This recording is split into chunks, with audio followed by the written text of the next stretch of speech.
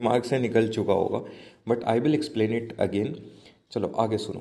फिर हम लोग पढ़ते हैं प्रोप्राइटर रेशियो या प्रोप्राइटरी रेशियो। अब ये कैसे निकलता है? इसके लिए आपको चाहिए shares holder fund, shares holder fund, ठीक है, को डिवाइड कर देना है टोटल एसेट से, टोटल एसेट से। बढ़िया, ठीक है। इसके बाद लास्ट एंड फाइनल इसके अंदर हम लोग पढ़ते हैं interest coverage ratio, interest coverage ratio. भाई चलो, ये आर है ना, ठीक है। रेशियो कैसे निकालेंगे? इसको निकालने के लिए आपको चाहिए नेट प्रॉफिट। क्या चाहिए आपको?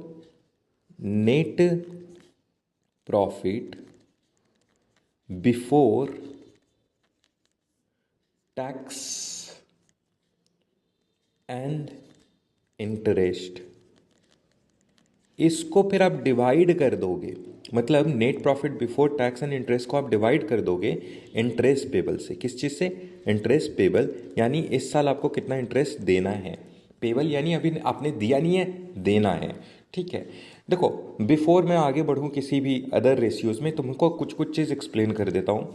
जब भी बात आए डेप्ट का, डेप्ट ऊपर के फॉर्मूला में डेप्ट बहुत बार यूज़ हुआ। डेप्ट का मतलब होता है long term loans, long term borrowing, और बोरोविंग को ही लोन कहते हैं, ये याद रखना। इसका ना सबसे बड़ा एग्जांपल है, यानी इसी का फॉर्मूला लिख रहे हैं। दो चीज़, एक तो डिवेंचर। डिवेंचर कैसा है? बाय नेचर लॉन्ग टर्म है, क्योंकि आप 5 साल के लिए मिनिमम इशू करते हो। प्लस जितना भी आपने लॉन्ग टर्म क्या दे के रखा है, लोन लेकर के रखा है, उन दोनों को जोड़ दो तो डेप्ट निकल जाएगा। ऐसे ही आपने ऊपर देखा शेयर्स होल्डर फंड के बारे में, शेयर्स होल्डर फंड के बारे में। अगर आपने बैलेंस शीट देखा है तो आपको शेयर्स होल्डर फंड समझ में आ जाएगा। शेयर्स होल्डर फंड के अंदर दो चीज़ होता है, एक शेयर्स कैपिटल और दूसरा रिजर्व एंड सरप्लस होता है ना। अब तक तो याद हो जाना चाहिए, क्योंकि अब फाइनल एग्जाम आपके सिर पे है। शेयर्स कैपिटल को आप कैसे लिखते हो? शेयर्स कैपिटल के अंदर दो चीज़ होता है ना, equity shares plus preference shares,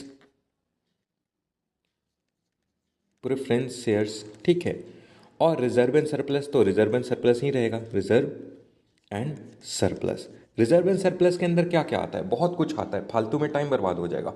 जितने भी टाइप का रिजर्व होता है वो सारा चीज़, ठीक है। एक और चीज़ जानो, ये जो शेयर्स होल्डर फंड है ना ब्रो, उसी को हम लोग